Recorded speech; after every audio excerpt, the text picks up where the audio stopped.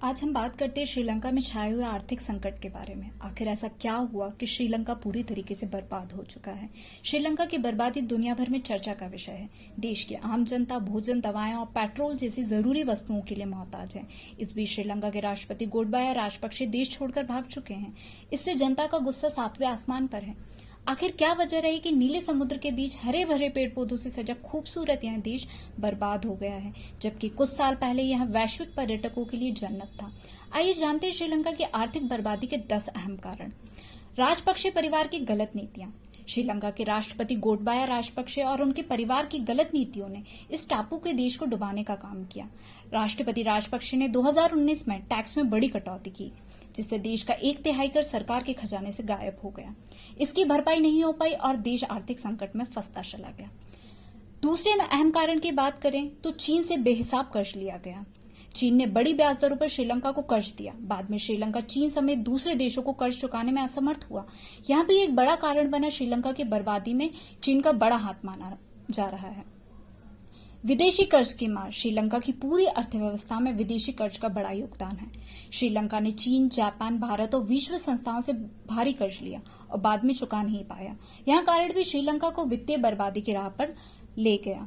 Corona ने तोड़ी कमर। श्रीलंका की अर्थव्यवस्था में लगभग 10% योगदान पर्यटन का है। कोरोना काल में वित्त प्रतिबंधों के कारण दूसरे देशों के पर्यटक श्रीलंका नहीं आ सके। इससे उसे कमाई नहीं हुई और उसे डॉलर में कोई आय नहीं हुई। इससे देश की अर्थव्यवस्था का हाल बुरा हो गया। महंगाई ने खराब किया खेल। रूस और यूक्रेन युद्ध के कारण कच्चे तेल की कीमत में आसमान उछाल आया। देश के विदेशी मुद्रा संकट के बीच पेट्रोल और डीजल खरीदने के लिए विदेशी मुद्रा नहीं बची, जिससे संकट और भी गहरा गया। जरूरी सामान के दाम 300% तक बढ़ गए। श्रीलंका मुद्रा का डॉलर के मुकाबले अवमूल्यन होने से जरूरी सामानों के दाम 30% तक बढ़ गए। पेट्रोल 500 रुपए लीटर के करीब पहुंच गया। आटा 300 रुपए किलो मिलने लगा। ये चीजें जनता की पहुंच से बाहर निकल गई। ये भी बर्बादी के अहम कारण रहा। खेती से जुड़े नियमों में भी परिवर्तन किया गया। श्रीलंका में खेती के नियमों में भी परिवर्तन किया गया। रासायनिक उर्वरकों के इस्तेमाल की जगह ऑर्गेनिक खेती को बढ़ावा दिया गया। इससे चावल की फसल बिल्कुल बर्बाद हो गई। इससे श्रीलंका रोजमर्रा की वस्तुओं का भयंकर कमी आई।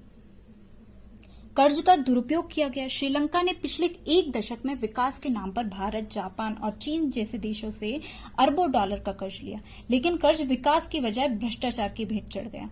यह भी आर्थिक संकट का कारण बना। गिरता विदेशी मुद्रा डॉलर। 2021 के आखिरी तक श्रीलंका का विदेशी मुद्रा भंडार $2.7 बिलियन से घटकर $2.7 बिलियन हो गया।